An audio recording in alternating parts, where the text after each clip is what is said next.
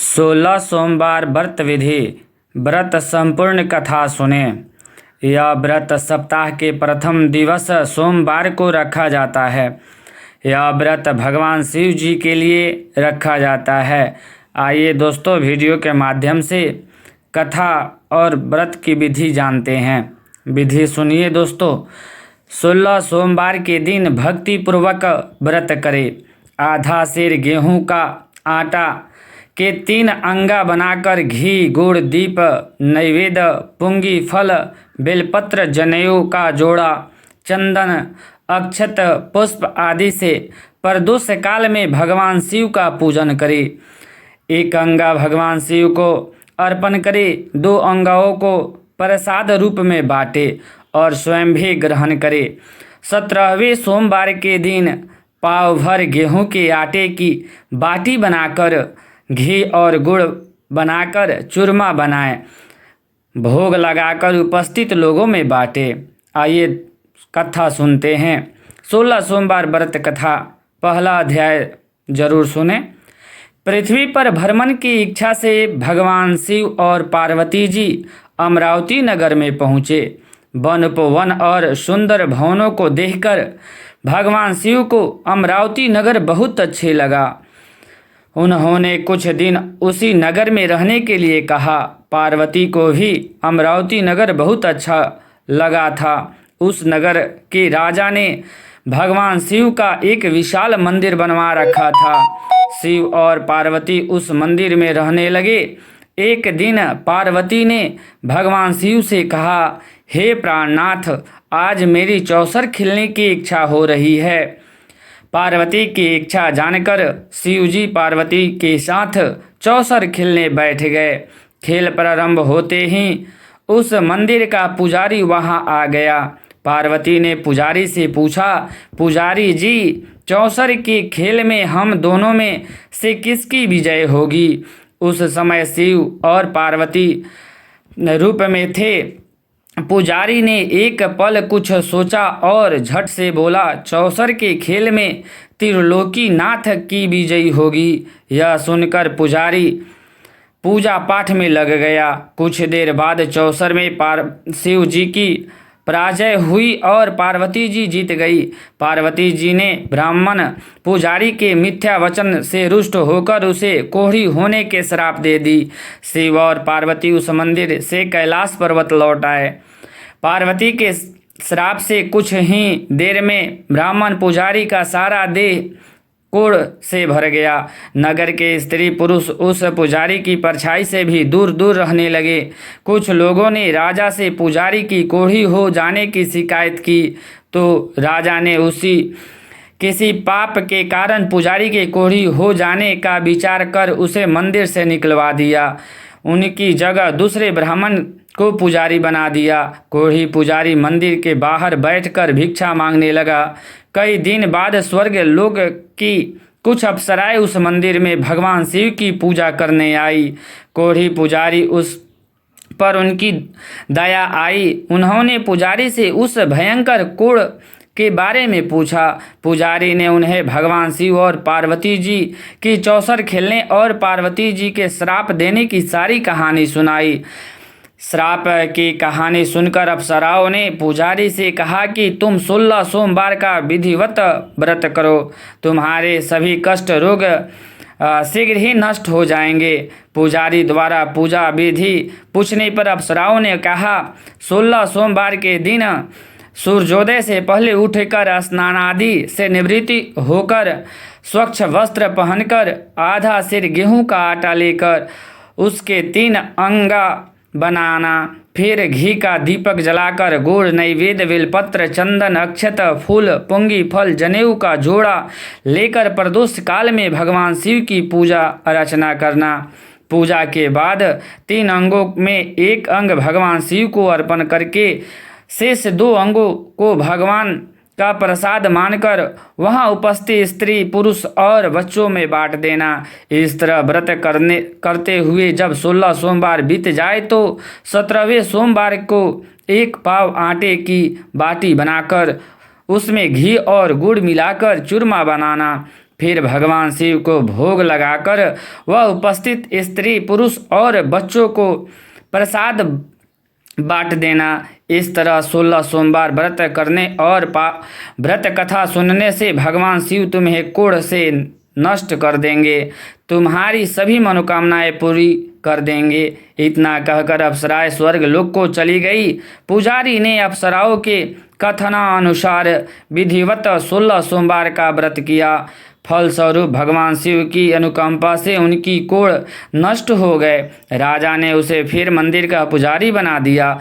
मंदिर में भगवान शिव की पूजा करता हुआ ब्राह्मण पुजारी आनंद से जीवन व्यतीत करने लगा। कुछ दिनों बाद पुनः पृथ्वी पर भ्रमण करते हुए भगवान शिव और पार्वती उस मंदिर में पधारे। स्वस्थ पुजारी को देखकर पार्वती ने आश्चर्य से उनके रोग मुक्त होने का कारण पूछा, तो पुजारी ने उन्हें 16 सोमवार व्रत करने की सारी कथा सुनाई। आइए दोस्तों, अब दूसरा कथा हम सुनाते हैं। दूसरा अध्याय। पार्वती जी भी व्रत की बात सुनकर बहुत प्रसन्न हुई और उन्होंने पुजारी से उनकी विधिवत पूछकर स्वयं 16 सोमवार का व्रत प्रारंभ किया। पार्वती जी उन दिनों अपने पुत्र कार्तिक के नाराज होकर दूर चले जाने से बहुत चिंतित रहती थी। वे कार्तिक को लौटाने आने के उपाय कर चुकी थी, लेकिन कार्तिक लौटकर उनके पास नहीं आ रहे थे। 16 सोमवार का व्रत करते हुए पार्वती ने भगवान शिव से कार्तिक के लौटने की मनोकामना की। व्रत संपन्न के तीसरे दिन समुच्चय कार्तिक वापस लौट आए। कार्तिक ने अपने हृदय परिवर्तन के संबंध में पार्वती जी से पूछा, हे माता, आपने ऐसा कौन सा उपाय किया था जिससे मेरा क्रोध नष्ट हो गया और मैं वापस लौट आया। तब पार्वती ने कार्तिक को 16 सोमवार की व्रत की कथा कह सुनाई। कार्तिक अपने एक ब्राह्मण मित्र ब्रह्मदत्त के परदेश चले जाने के बहुत दुखी थे। वे वापस नहीं आ रहा था। उनको वापस लौटने के लिए कार्तिक ने 16 सोमवार का व्रत करते हुए ब्रह्मदत्त के वापस लौट आने की कामना प्रकट की। व्रत के समापन के कुछ दिनों के बाद मित्र लौट आया। ब्रह्मदत्त ने लौटकर कार्तिक से कहा, प्रिय मित्र, तुमने ऐसा कौन सा उपाय किया था जिससे प्रदेश में मेरा विचार एकदम परिवर्तित हो गया और मैं तुम्हारे स्मरण करते हुए लौट आया। कार्तिक ने अपने मित्र को भी 16 सोमवार की व्रत की कथा विधि कह सुनाई। ब्राह्मण मित्र व्रत के सारे बारे में सुनकर बहुत खुश हुआ। उसने भी व्रत करना शुरू कर दिया। 16 सोमवार व्रत का समापन करने के बाद ब्रह्मदत्त यात्रा पर निकला। कुछ दिनों बाद ब्रह्मदत्त एक नगर में पहुंचा। नगर के राजा हर्षवर्धन की बेटी राजकुमारी गुंजन का स्वयंवर हो रहा था। उस स्वयंवर में अनेक राजाओं के राजकुमार आए थे। स्वयंवर में राजा हर्षवर्धन की हथनी जिसके गले में जयमाला डालेगी, उसी के साथ राजकुमारी का विवाह होगा। ब्रह्मदत्त भी उत्सुकतावश महल में चला गया। वहाँ कई राजाओं के राजकुमार बैठे थे। तभी एक सजी धजी हथनी सूढ़ में जयमाला लिए वहाँ आई। उस हथनी के पीछे राजकुमारी गुंजन दुल्हन के वेशभूषा में चल रही थी। हथनी के ब्रह्मदत्त के गले में जयमाला डाल दी। फलस्वरूप राजकुमारी का विवाह ब्रह्मदत्त से हो गया। 16 सोमवार व्रत के प्रभाव से ब्रह्मदत्त का भाग्य बदल गया। ब्रह्मदत्त को राजा ने बहुत सा धन और स्वर्ण आभूषण देकर विदा किया।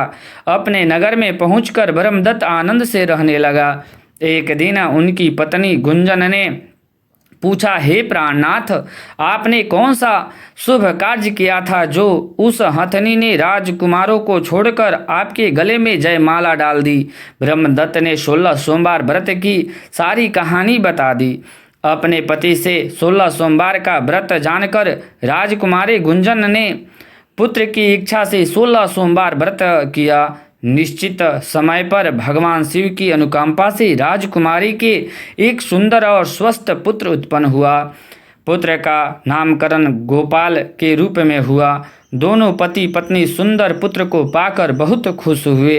पुत्र ने भी माँ से एक दिन प्रश्न किया कि मैंने तुम्हारे ही घर में जन्म लिया, इसका क्या कारण है।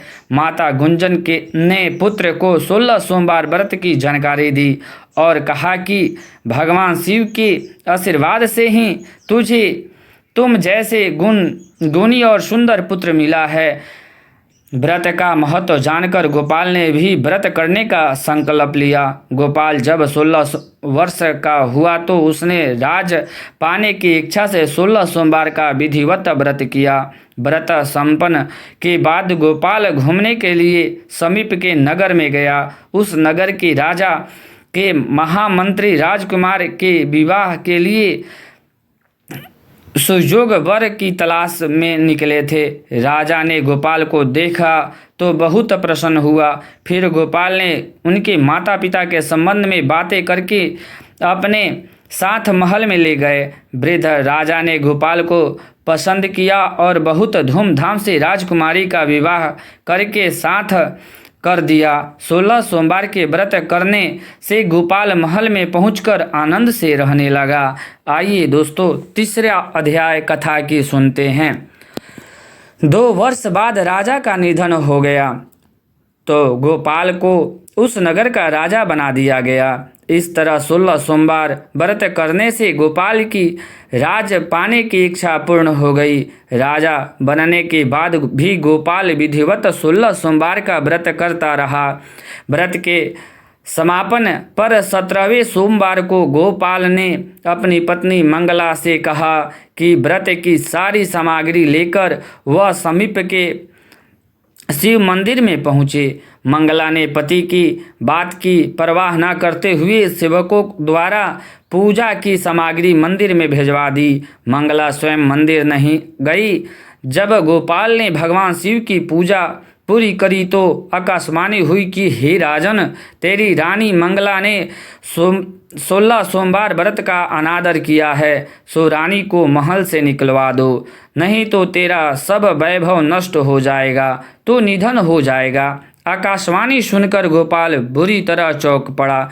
उसने तुरंत महल में पहुंचकर अपने सैनिकों को आदेश दिया कि रानी मंगला को बंदी बनाकर ले आओ और इसे दूर किसी नगर में छोड़ आओ। सैनिकों ने राजा की आज्ञा का पालन तत्काल कर दिया।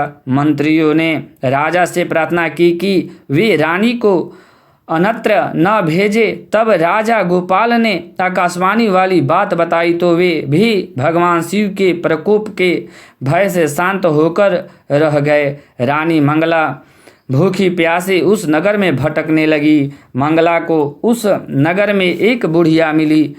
वह बुढ़िया सत्तू काट कर बाजार में बेचने जा रही थी, लेकिन उस बुढ़िया ने सूत उठ नहीं रहा था। बुढ़िया ने मंगला से कहा, बेटी, यदि तुम मेरी सूत उठाकर बाजार तक पहुंचा दो और सूत बेचने में मेरी मदद करो तो मैं तुम्हें धन दूंगी। मंगला ने बुढ़िया की बात मान ली, लेकिन जैसे ही मंगला ने सूत की गठरी को हाथ लगाया तभी जोर की आंधी चली आई। गठरी खुल जाने के सारी सूत आंधी में उड़ गई। मंगला को महसूस समझकर बुढ़िया उसे दूर चले जाने को कहा। मंगला चलते चलते नगर में एक तेली के घर पहुंची। उस तेली ने तरस खाकर मंगला को घर में रखने के लिए कहा दिया, लेकिन तभी भगवान शिव के प्रकोप से तेली के तेल में भरे मटके एक एक करके फूटने लगे। तेली ने मंगला को मनहूस जानकर तुरंत घर से निकाल दिया। भूखी प्यासी रानी वहां से आगे की ओर चल पड़ी। रानी ने एक नदी पर जल पीकर अपनी प्यास शांत करनी चाहिए तो नदी का जल उसके स्पर्श से सूख गई। अपने भाग को कोसती हुई रानी आगे चल दी। चलते चलते रानी एक जंगल में पहुंची। उस जंगल में एक तालाब था, उसमें निर्मल जल भरा हुआ था। निर्मल जल देखकर रानी की प्यास तेज हो गई। जल पीने के लिए रानी ने तालाब की सीढ़ी उतरकर जैसे ही जल को स्पर्श किया, तभी उस जल में असंख्य कीड़े उत्पन्न हो गए। रानी ने दुखी होकर उस गंदे जल को पीकर अपनी प्यास शांत की। दोपहर की धूप में परेशान होकर रानी ने एक पेड़ की छाया में बैठकर कुछ देर आराम करना चाहा, तो उस पेड़ के पत्ते पल भर में सूख कर बिखर गए। रानी दूसरे पेड़ के नीचे जाकर बैठी तो उस पेड़ के पत्ते भी गिर गए। रानी तीसरे पेड़ के पास पहुंची, वह पेड़ ही नीचे गिर पड़ा। पेड़ों के विनाश देखकर वहां पर गायों को चराने वाले ग्वालों बहुत हैरान हुए। ग्वालों मनहूस रानी को पकड़कर समीप के मंदिर में पुजारी जी के पास ले गए। रानी के चेहरे को देखकर ही पुजारी जान गया कि रानी अवश्य किसी बड़े घर की है, भाग्य के कारण दर दर भटक रही है। पुजारी ने रानी के कहा, पुत्री तुम कोई चिंता नहीं करो, मेरे साथ इस मंदिर में रहो, कुछ दिनों में सब ठीक हो जाएगा। पुजारी की बात से रानी को बहुत सांत्वना मिली। रानी उस मंदिर में रहने लगी, लेकिन उसके भाग में कोई परिवर्तन नहीं हुआ। रानी भोजन बनाती तो सब्जी जल जाती, आटे में कीड़े पड़ जाते, जल से बदबू आने लगती। पुजारी भी रानी के दुर्व्यवहार से बहुत चिंतित होते हुए बोले, हे पुत्री, अवश्य ही तुमने कोई अनुचित किया है, जिसके कारण देवता तुमसे नाराज होकर तुम्हें इतने कष्ट दे रहे हैं। पुजारी की बात सुनकर रानी ने अपने पति के आदेश पर मंदिर में न जाकर शिव की पूजा नहीं करने की सारी कथा सुनाई। पुजारी ने कहा, अब तुम कोई चिंता नहीं करो, कल सोमवार है और कल से तुम 16 सोमवार की व्रत करना शुरू कर दो। भगवान शिव अवश्य तुम्हें दोषों का क्षमा करके तुम्हें भाग को बदल देंगे। पुजारी की बात मानकर रानी ने 16 सोमवार के व्रत प्रारंभ कर दिया। सोमवार को व्रत करके विधिवत शिव की पूजा अर्चना करके रानी व्रत कथा सुनने लगी। जब रानी ने 17वें सोमवार को विधिवत व्रत का समापन किया तो उधर उसके पति राजा गोपाल के मन में रानी की याद आई। गोपाल ने तुरंत अपने सैनिकों को रानी मंगला को ढूंढने के लिए भेज दिया। रानी को ढूंढते हुए सैनिक मंदिर में पहुंचे और रानी को लौटकर चलने के लिए कहा। पुजारी ने सैनिकों को मना कर दिया और सैनिक निराश होकर लौट गए। उन्होंने लौटकर राजा को सारी बात बताई। राजा गोपाल स्वयं उस मंदिर में पुजारी के पास पहुँचे और रानी को महल से निकाल देने की कारण पुजारी से क्षमा मांगी। पुजारी ने राजा से कहा, यह सब भगवान शिव के प्रकोप के कारण हुआ, इसलिए रानी अब कभी भगवान शिव की पूजा की अवहेलना नहीं करेगी। पुजारी ने समझाकर रानी मंगला को विदा किया। राजा गोपाल के साथ रानी मंगला महल में पहुंची। महल में बहुत खुशियां मनाई गई। पूरे नगर को सजाया गया। लोगों ने उस रात दिवाली की तरह घरों में दीपक जलाकर रोशनी की। ब्राह्मणों ने वेद मंत्रों से रानी मंगला का स्वागत किया। राजा ने ब्राह्मणों को अन्न, वस्त्र और धन का दान दिया। नगर में निर्धनों को वस्त्र बांटे गए। रानी मंगला 16 सोमवार का व्रत करते हुए महल में आनंद पूर्वक रहने लगी। भगवान शिव की अनुकंपा से उनके जीवन में सुख ही सुख भर गया। 16 सोमवार के व्रत करने और कथा सुनने से मनुष्य की सभी मनोकामना पूर्ण होती है और जीवन में किसी तरह की कमी नहीं होती है। स्त्री पुरुष आनंद पूर्वक जीवन यापन करते हुए मोक्ष को प्राप्त करते हैं। संपूर्ण कथा आप सभी को सुनाया गया। दोस्तों, इस प्रकार की वीडियो आप सभी को अच्छा लगे तो चैनल को लाइक सब्सक्राइब जरूर कर दे, ताकि वीडियो डाले तो आपके पास जल्द से जल्द अपडेट हो जाए। धन्यवाद मित्रों, बने रहे इस वीडियो के साथ। फिर अगला